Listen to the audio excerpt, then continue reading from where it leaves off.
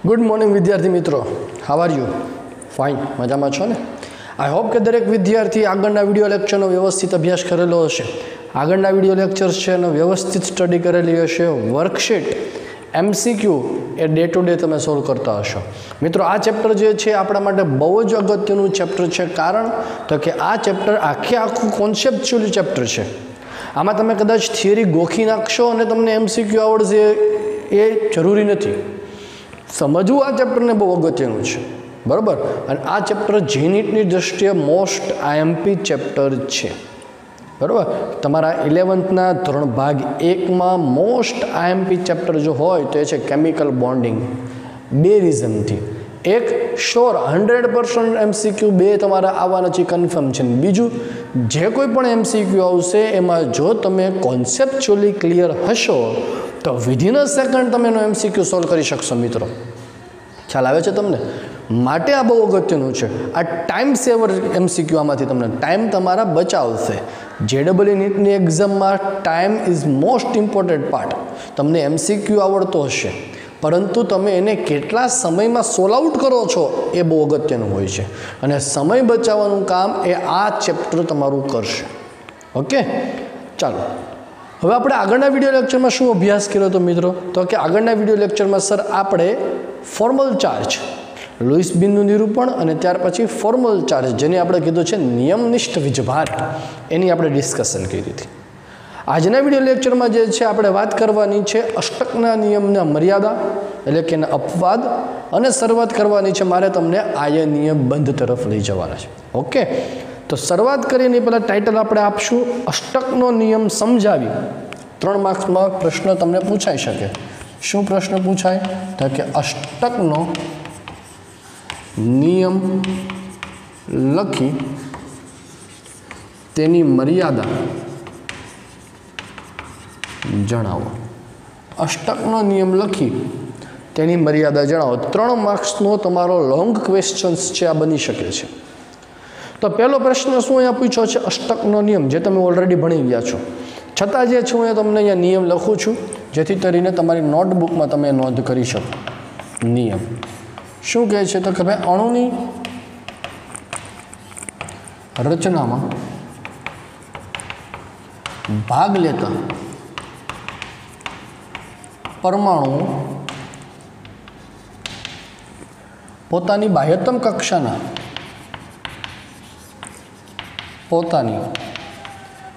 बाह्यतम कक्षाना इलेक्ट्रॉननी भागीदारी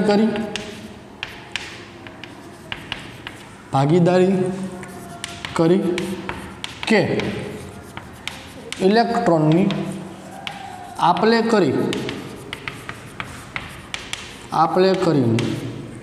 निष्क्रिय वायु जेवी रचना प्राप्त करे छे। ओके, तो आ आपणो अष्टकनो नियम थयो। अष्टकना नियम प्रमाणे अणु के आयननी रचना में जे परमाणुओ छे ए परमाणु पोतानी बाह्यतम कक्षाना इलेक्ट्रॉन नी का तो आपले करशे, अथवा तो आपले करवा एटले इट मीन्स के एक इलेक्ट्रॉन आपशे तो बीजो स्वीकारशे, अथवा तो भागीदारी करशे। बराबर, આપણે આગળ સહસંયોજક બંધમાં ડિસ્કશન કર્યું છે કયા પ્રકારનો બંધ બને છે, તેમાં ભાગીદારી થાય છે। બરાબર, તો ભાગીદારી કરીને મૂળ હેતુ એવો છે કે ભાઈ નિષ્ક્રિય વાયુ જેવી રચના NH2 NP6 neon, argon, krypton, xenon, radon જેવી રચના, અથવા તો હિલિયમ અપવાદ છે એક NH2 પ્રકારમાં હિલિયમ જેવી રચના પ્રાપ્ત કરે છે, એ માત્ર હાઇડ્રોજન કે લિથિયમ કરશે। ओके, तो एनी जेवी रचना है प्राप्त करे छे ने अणु पोते स्थायी थवानो प्रयत्न करे छे, ए अष्टकनो नियम छे। मित्रों, अष्टकनो नियम जे छे ए अष्टकनो नियम ए मोटा भागे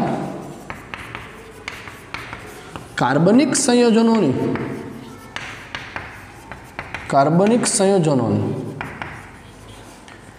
रचना सरलताथी समझावी शके छे।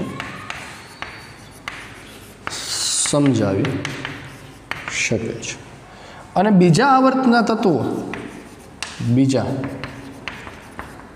આવર્તના તત્વોના સંયોજનો ની સ્થાયીતા એ અષ્ટકના નિયમ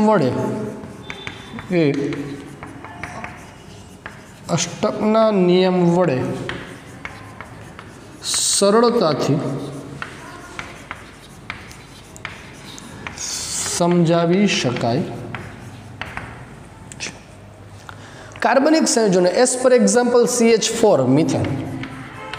તો મિથેન જે છે એ મિથેન અણુની રચના એ અષ્ટકના નિયમથી સરળતાથી સમજાવી શકાય. જેમ આપણને ખ્યાલ છે કે મધ્યસ્થ પરમાણુ કાર્બન, તેની આસપાસ હાઇડ્રોજન થશે, તો કાર્બન અને હાઇડ્રોજન એ ઇલેક્ટ્રોનની ભાગીદારી કરશે અને પોતાનું અષ્ટક પૂર્ણ કરે. તો અહીંયા તમે જોઈ શકો હાઇડ્રોજન છે એ હિલિયમ જેવી રચના પ્રાપ્ત કરી, જ્યારે કાર્બન જે છે એ કાર્બને ભાગીદારી કરીને 8 ઇલેક્ટ્રોન પૂરા કરે છે અષ્ટક. એટલે મોટાભાગના કાર્બનિક સંયોજનોમાં સહસંયોજક બંધ જ હોય છે, અને સહસંયોજક બંધ મિત્રો એ અષ્ટકના નિયમથી સરળતાથી સમજી શકો છો. આ ઉપરાંત બીજા આવર્તના તત્વોમાં કોણ આવી શકે છે? તો કે beryllium, boron, carbon, nitrogen, oxygen. આ બધા જ પ્રકારના સંયોજનોની સ્થાયીતા એ અષ્ટકના નિયમથી સરળતાથી સમજાવી શકાય છે. તો અહીંયા MCQ માટે તમારો એક પ્રશ્ન તૈયાર થાય છે. શું તૈયાર થાય છે? કયા આવર્તના તત્વો જે છે એમની સ્થાયીતા અષ્ટકના નિયમથી સમજાવી શકાય છે? કયા આવર્તના તત્વો? બીજા. અથવા તો એવો પણ પ્રશ્ન પૂછાય, નીચેનામાંથી કયા તત્વની સ્થાયીતા અષ્ટકના નિયમથી સમજાવી શકાય? તો બીજા આવર્તના જે તત્વો છે એ સરળતાથી અષ્ટકના નિયમની સમજૂતી આપી શકે છે. ખ્યાલ આવે છે દરેકને? તો આ મેં પહેલો પાર્ટ તમારો પૂરો કર્યો કે અષ્ટકનો નિયમ લખો. Now come to the second part, મર્યાદા. જરૂરી નથી કે અષ્ટકના નિયમનું પાલન થતું હોય એ જ અણુઓ સ્થાયી હોય. એટલે કે બાહ્યતમ કક્ષા જે છે એની NH2NP6 8 ઇલેક્ટ્રોન થાય તો જ એ સ્થાયી થાય એવું જરૂરી નથી.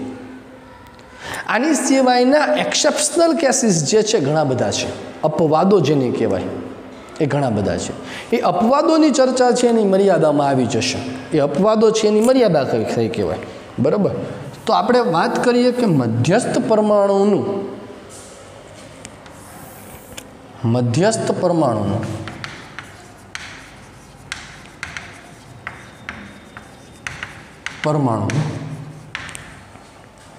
અપૂર્ણ અષ્ટક. એટલે કે મધ્યસ્થ પરમાણુનું અષ્ટક પૂર્ણ નથી થયું છતાં એ અણુઓ સ્થાયી છે. આવર્ત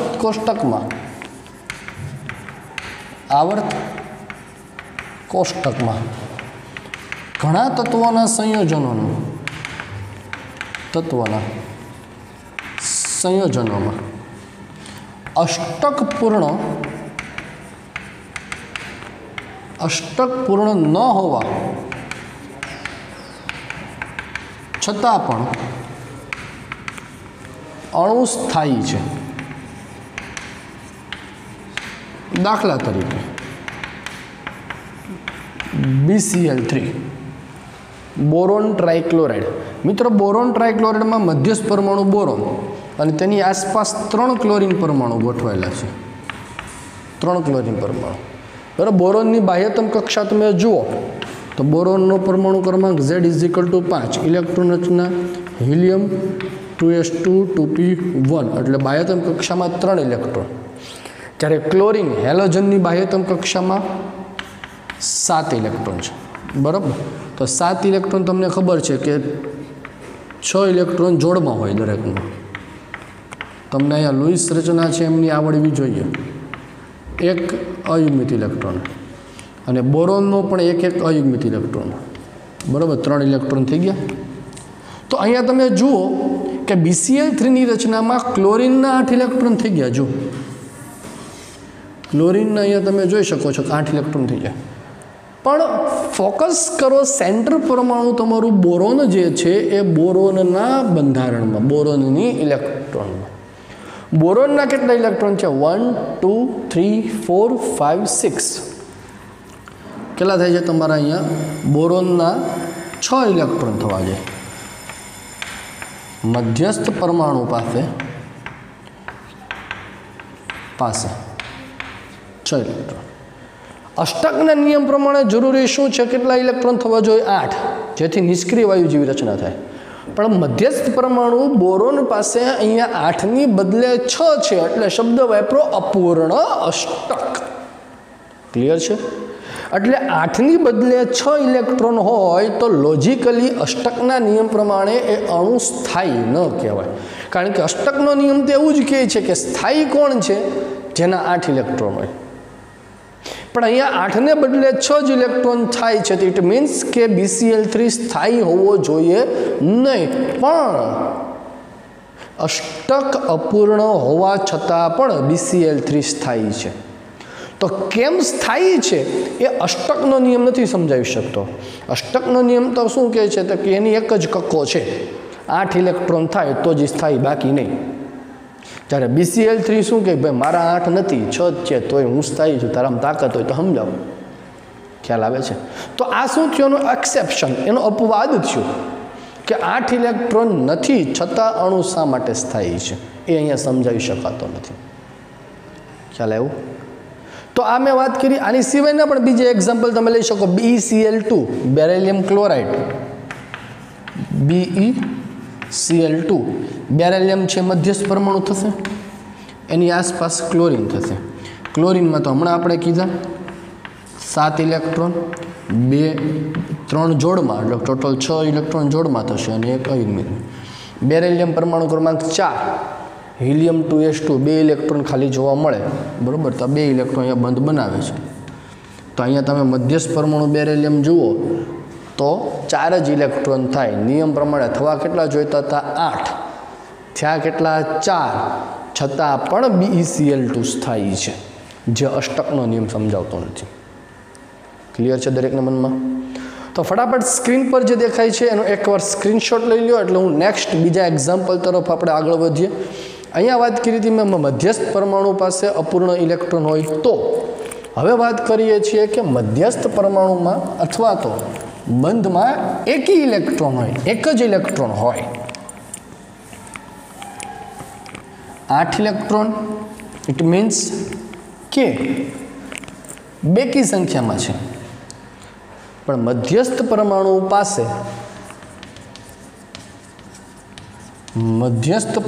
પાસે એકી સંખ્યામાં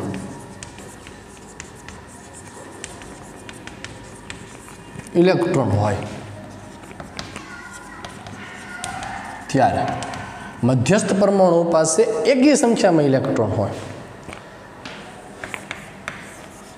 અષ્ટકના નિયમ પ્રમાણે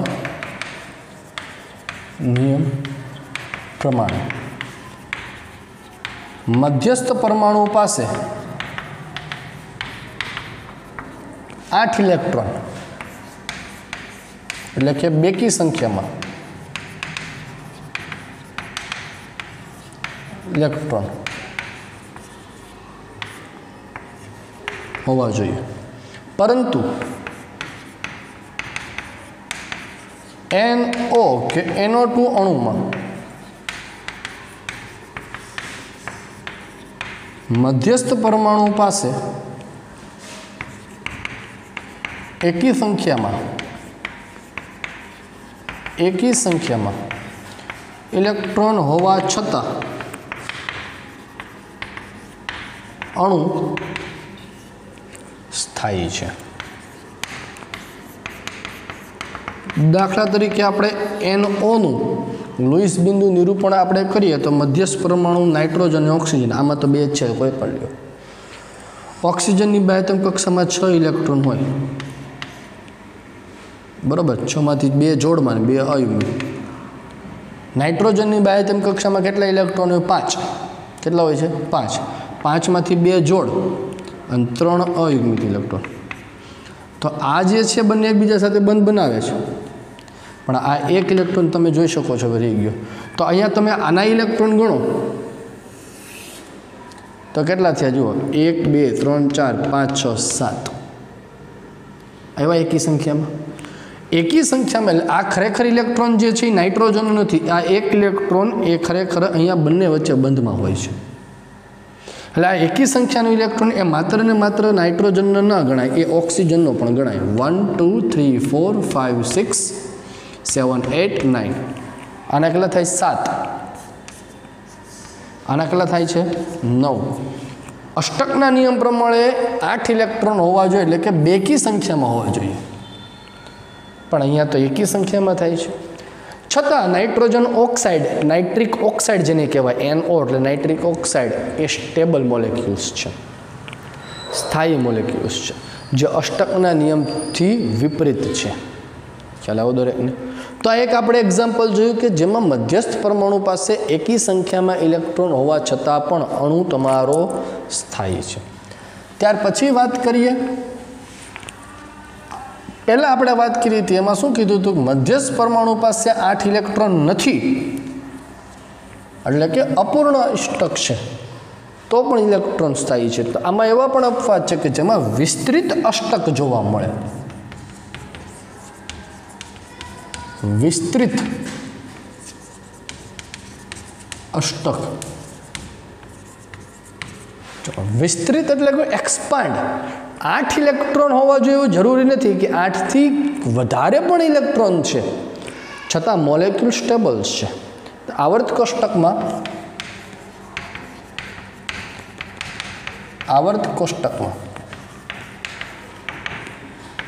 त्रीजा आवर्त अने त्यार पछीना आवर्त में त्यार पछीना आवर्तना तत्वों में 3s 3p अने 3d कक्षक पण बंध बनावा माटे प्राप्य छे अथवा तो प्राप्त छे तेथी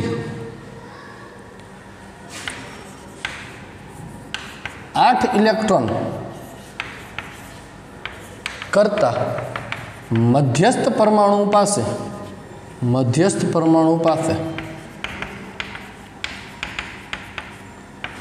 इलेक्ट्रॉन વધુ જોવા મળે તો પણ અણુ સ્થાયી છે मध्यस्थ परमाणु पास बीजा आवर्तना जे तत्वों है फॉस्फरस है सल्फर है क्लोरीन है आ बीजा आवर्तना तत्वों है एनी पासे 3s 3p और साथ 3d कक्षक पण होय पण जे केवी छे खाली तमने एम थे सल्फरनी इलेक्ट्रॉन रचना धारा हूँ लखूँ 16 इलेक्ट्रॉन रचना 3s2 3p4 है सर आमा क्या 3d कक्षक है थाय ने ना बेटा 3D कक्षक तो है पण ए केवी छे खाली कारण के मुख्य क्वॉन्टम अंक n बराबर 3 थाय तो एना पछी s p अने एमां उमेराय छे 3D जे केवी छे खाली टोटली कोई पण जातना एमां इलेक्ट्रॉन नथी आ खाली कक्षक छे ए बीजा आवर्तना तत्व त्रीजा आवर्तना तत्वोने बंध बनावा माटे फ्री छे એટલે ત્રીજા આવર્તના તત્વ એવું કહે છે કે મારી પાસે 3D કક્ષક ખાલી છે ભાઈ જેને બંધ બનાવવું આવી જાજો પછી કહેતા નહીં કીધું નહીં મને કોઈ ખ્યાલ આવે છે તો 3D કક્ષક જે છે ખાલી છે એટલા માટે મધ્યસ્થ પરમાણુ પાસે 8 કરતાં વધુ ઇલેક્ટ્રોન છે સ્ટીલ તો પણ એ અણુ સ્થાયી બને છે એક્ઝામ્પલ જોઈએ એટલે ખ્યાલ આવશે દાખલા તરીકે PCl5 ફોસ્ફરસ પેન્ટાક્લોરાઇડ PCl5 मध्यस्थ परमाणु कौन है फॉस्फरस बनसे मध्यस्थ परमाणु फॉस्फर एनी आसपास क्लोरीन है 5 1 2 3 4 5 क्लोरीन थे दरेक क्लोरीन नी मित्र बाह्यतम कक्षा में 7 इलेक्ट्रॉन होय आपणे एमांथी खबर छे एक एकलो अटूलो वांढो आटा मारतो होय अने वांढो कहेवाय 2 3 4 5 6 बराबर है અને ફોસ્ફરસ છે Z = 15 ઇલેક્ટ્રોન તમે લખો તો શું થવા નિયોન 3s2 3p3 કેટલા છે બાહ્યતમ કક્ષામાં 5 ઇલેક્ટ્રોન છે તો 5 ઇલેક્ટ્રોન ક્લોરીનના અયુગ્મિત ઇલેક્ટ્રોન સાથે જોડાઈને બંધ બને છે તો આમાં તમે જુઓ તો ક્લોરીનનું પોતાનું થઈ ગયું જો એક ક્લોરીનનું વિચારું છું બાકીનું જાતે વિચારજો 1 2 3 4 5 6 7 8 પણ let us think about phosphorus ફોસ્ફરસના કેટલા થયા જો 1 2 3 4 5 6 7 8 9 10 અહીંયા ફોસ્ફરસના 10 ઇલેક્ટ્રોન થાય છે અષ્ટકના નિયમ પ્રમાણે કેટલા થવા જોઈતા હતા 8 થાય છે કેટલા 10 છતાં પણ અહીંયા PCl5S થાય છે અષ્ટકનો નિયમ તો એવું કહે છે શું એક જ કક્કો છે અષ્ટકનો નિયમનો 8 થવા જોઈએ ભાઈ 8 સિવાય થાય તો આપણા કેસમાં નહીં આવે પણ અહીંયા PCl5માં 8 ને બદલે 10 છે છતાં પણ PCl5 સ્ટેબલ મોલેક્યુલ્સ છે એ અષ્ટકનો નિયમ સમજાવી શકતો નથી બરાબર હજી એક બીજું એક્ઝામ્પલ તમને હું સમજાવું SF6 સલ્ફર હેક્ઝાફ્લોરાઇડ SF6 થી આપણે સમજીએ મિત્રો સલ્ફર હેક્ઝાફ્લોરાઇડ બીજું એક્ઝામ્પલ SF6 મધ્યસ્થ પરમાણુ સલ્ફર અને એની આજુબાજુ ફ્લોરિન એટલે હેલોજનની બાહ્યતમ કક્ષામાં કેટલા ઇલેક્ટ્રોન છે તો સાહેબ હમણાં તમે કીધું બરાબર 6 ઇલેક્ટ્રોન જોડવાની એક વાંઢો બરાબર તો આ 6 ઇલેક્ટ્રોન આ વાંઢો 6 વાંઢો 6 વાંઢો અને વાંઢો રેડી સલ્ફરમાં કુલ ઇલેક્ટ્રોન કેટલા સલ્ફર Z = કેટલા થવાના તો કે 16 ઇલેક્ટ્રોન રચના શું થવાની નિયોન 3s2 3p4 કેટલા ઇલેક્ટ્રોન થાય છે 4 ને 2 6 ઇલેક્ટ્રોન થાય 6 ઇલેક્ટ્રોનને ગોઠવી દો આની સાથે દરેક વાંઢાને એક ઇલેક્ટ્રોન આપી દો તો તમે એક ફ્લોરિનનું ઇમેજિનેશન કરી લ્યો સપોઝ કે વી હેવ ટેકિંગ ધીસ આ ફ્લોરિનનું વિચાર કરો 1 2 3 4 5 6 7 8 આનું થઈ ગયું પણ થિંક અબાઉટ સલ્ફર જુઓ કેટલા ઇલેક્ટ્રોન થાય છે 1 2 3 4 5 6 7 8 9 10 11 12 કેટલા ઇલેક્ટ્રોન થાય છે 12 ઇલેક્ટ્રોન થાય છે અષ્ટકનો નિયમ તો શું કહે છે ભાઈ કેટલા થવા જોઈએ તો કે અષ્ટકનો નિયમ તો સાહેબ એવું કહે છે કે 8 જ થવા જોઈએ SF6માં કેટલા થાય છે 12 છતાં પણ SF6 છે એ સ્થાયી છે અષ્ટકના નિયમનું પાલન કરતો નથી એટલે શબ્દ વાપરો છે 8 કરતાં વધુ ઇલેક્ટ્રોન હોવાથી વિસ્તૃત અષ્ટક કીધું છે ખ્યાલ આવ્યો દરેકને બેટા તો આ અષ્ટકના નિયમ જે છે એ અષ્ટકના નિયમની અમુક અપવાદો એક્સેપ્શનલ કેસીસ કહેવાય કે જે પાલન કરતા નથી છતાં પણ મોલેક્યુલ સ્ટેબલ છે જે અષ્ટકનો નિયમ નથી સમજાવતો આ ઉપરાંત અષ્ટકના નિયમની અન્ય ખામીઓ પણ જોવા મળે છે ટાઇટલ આપણે આપશું અન્ય ખામીઓ તો અષ્ટકનો નિયમ જે છે એ અષ્ટકનો નિયમ મુખ્યત્વે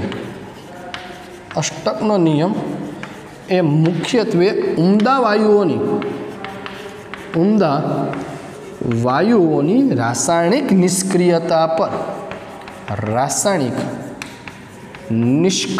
પર આધાર રાખે છે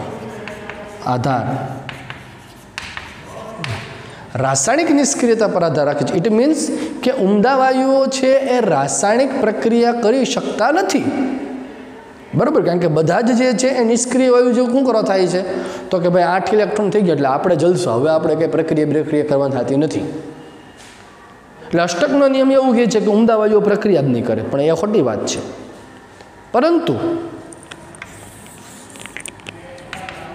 પરંતુ ઝેનોન અને ક્રિપ્ટોનના ઓક્સિજન તથા ફ્લોરિન સાથેના સંયોજનો જેવા કે xenon type fluoride, xenon trioxide, xenon oxyfluoride જોવા મળે છે. અષ્ટકનો નિયમ તો એમ કહી દે છે કે ઉમદા વાયુ જેવું થઈ ગયું એટલે આપણે કોઈ પ્રક્રિયા નહીં કરે, પછી પૂરું થઈ ગયું, એનો વહીવટ પૂરો. પણ અહીંયા એનો અર્થ એવો થયો કે તો ઉમદા વાયુઓ પ્રક્રિયા કરતા હોવા જોઈએ નહીં, પણ ઉમદા વાયુઓના સંયોજનો અસ્તિત્વમાં છે. તો અહીંયા અષ્ટકનો નિયમ શું થયો? ખોટો થયો કહેવાય. ઉમદા વાયુઓ પણ પ્રક્રિયા કરી શકે. એટલે જરૂરી નથી કે અણુની સ્થાયીતા માટે 8 ઇલેક્ટ્રોન પૂરા થવા જોઈએ. ખ્યાલ આવ્યો? એવું જરૂરી નથી. તો તમને એમ પ્રશ્ન થાય, સાહેબ તો પછી ભણ્યા શું કરવા આપણે યાર? તમે પહેલાં ભણ્યા એવું અણુની સ્થાયીતા માટે 8 ઇલેક્ટ્રોન થવા જોઈએ ને, હવે તમે એમ કહો છો ન થવા જોઈએ. તો ભાઈ એમાંથી શીખવાનું છે. શું શીખવાનું છે? તો કે શરૂઆતમાં જ્યારે હજી સુધી કોઈ પણ વસ્તુનું જ્યારે ઇન્વેન્શન થાય ત્યારે એક પ્રોપર લો સાથે, એક પ્રોપર સિસ્ટમ સાથે એનું અસ્તિત્વમાં આવે.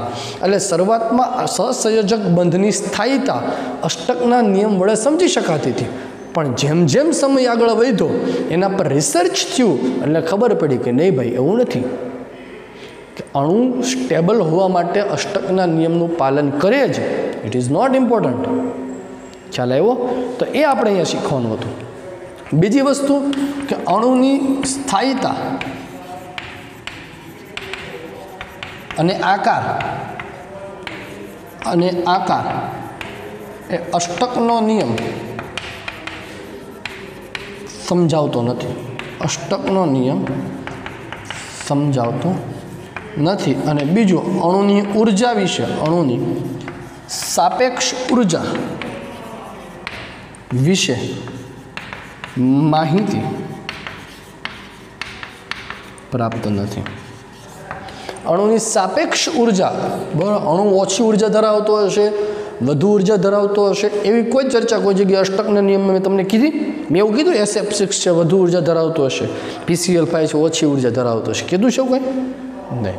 તો અણુની ઉર્જા કેટલી હશે? જો અણુ સ્થાયી છે તો ઉર્જા વધુ હશે કે ઓછી હશે? એ અષ્ટકનો નિયમ સમજાવતો નથી. તો આ એની અમુક ખામીઓ છે, અમુક પેરામીટર્સ છે જેણે ડિસ્કસ નથી કર્યા, જે કરવા જોઈતા હતા. ક્લિયર છે દરેકને?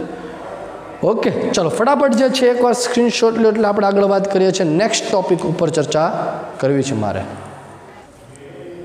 અષ્ટકના નિયમની અપવાદ, અષ્ટકના નિયમની મર્યાદા જોયા પછી હવે વાત કરવાની છે આપણે એવા પ્રકારના સંયોજનો કે જે એકબીજાના અણુ અથવા તો આયનમાં ઇલેક્ટ્રોન અને પરમાણુની સંખ્યા સમાન ધરાવતા છે. આમ તો આ ટોપિક જે છે તમે મે બી ચેપ્ટર નંબર 2 એટોમિક સ્ટ્રક્ચર્સમાં શીખેલા હશો, પણ જો કદાચ કોઈ વિદ્યાર્થી છે ત્યાં ન જોયું અથવા તો ન ખબર પડી તો એની અહીંયા ફરીવાર આપણે એકવાર રિવાઇઝ કરાવી દઈએ છીએ. એ છે આઇસોસ્ટર્સ. એ છે આઇસોસ્ટર. આઇસોસ્ટર્સ કોને કહેવામાં આવે છે? તો કે જે અણુ અથવા તો આયનમાં, જે અણુ અથવા તો આયનમાં પરમાણુની સંખ્યા અને કુલ ઇલેક્ટ્રોનની સંખ્યા સમાન હોય તો તેમને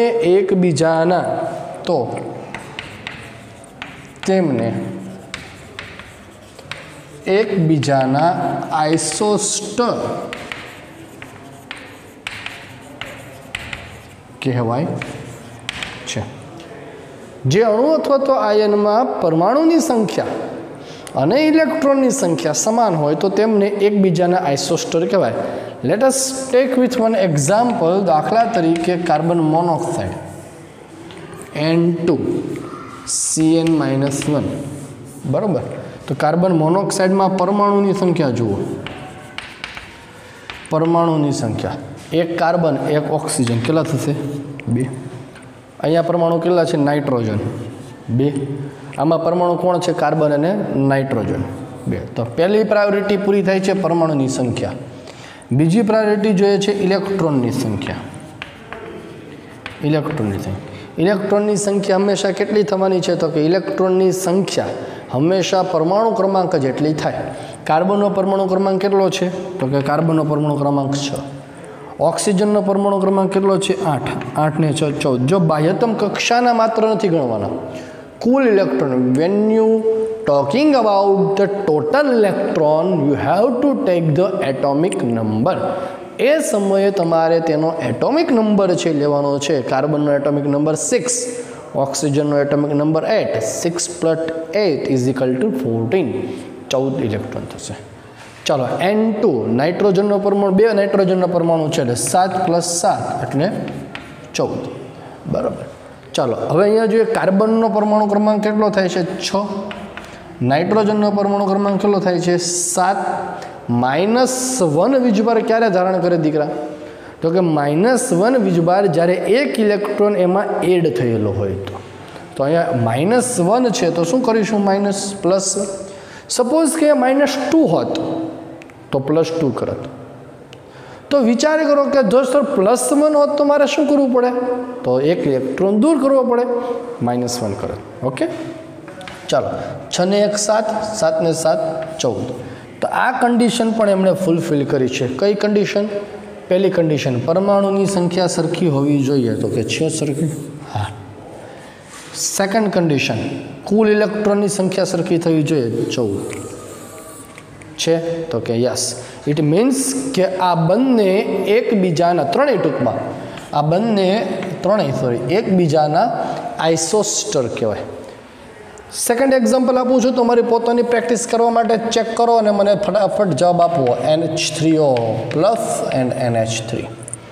હાઇડ્રોનિયમ આયન H3O+ ને શું કહેશું બેટા? હાઇડ્રોનિયમ આયન એન્ડ NH3 એટલે શું થશે? Ammonia. Hydronium ion and ammonia. ફટાફટ સોલ્વ આઉટ કરો અને મને કહો કેટલા પરમાણુ થાય છે અને કેટલા ઇલેક્ટ્રોન થાય છે. ચાલો પરમાણુની સંખ્યાની કેલ્ક્યુલેશન કરીએ. 3 હાઇડ્રોજન 1 ઓક્સિજન એટલે 4. 3 હાઇડ્રોજન 1 નાઇટ્રોજન એટલે 4. ઇલેક્ટ્રોનની સંખ્યા ચેક કરશું આપણે. હાઇડ્રોજનનો પરમાણુ ક્રમાંક 1, એવા કેટલા હાઇડ્રોજન છે? 3. ઓક્સિજનનો પરમાણુ ક્રમાંક 8 +1 વીજભાર ક્યારે પ્રાપ્ત કરે? તો કે જ્યારે એક ઇલેક્ટ્રોન ગુમાવી દે ત્યારે. તો શું કરશું? -1. ઓકે, ચાલો તો કેટલા ઇલેક્ટ્રોન થવાના છે તમારા ફટાફટ? તો કે 10 ઇલેક્ટ્રોન થવાના છે. નાઇટ્રોજનનો પરમાણુ ક્રમાંક 7, હાઇડ્રોજનનો 3, 7 ને 3 10. તો પરમાણુની સંખ્યા પણ સમાન, ઇલેક્ટ્રોનની સંખ્યા પણ સમાન, તો એકબીજાના શું કહેવાય? આઇસોસ્ટર્સ કહેવામાં આવે છે. ઓકે, ચાલો હજી એક એક્ઝામ્પલ આપું છું. સેલ્ફ પ્રેક્ટિસ માટે આપતો જાઉં છું. હોમવર્કમાં સોલ્વ આઉટ કરજે દીકરા. ન ખબર પડે તો મને અહીંયા પૂછવાનું જ છે તમારે. ઓકે, હોમવર્ક માટે એક્ઝામ્પલ તમને આપતો જાઉં છું. NO3 -1,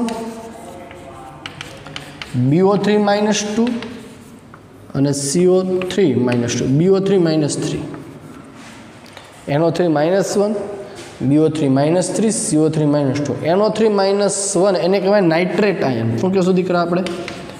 nitrate ion. BO3 -3 એને કહેશું બોરેટ આયન.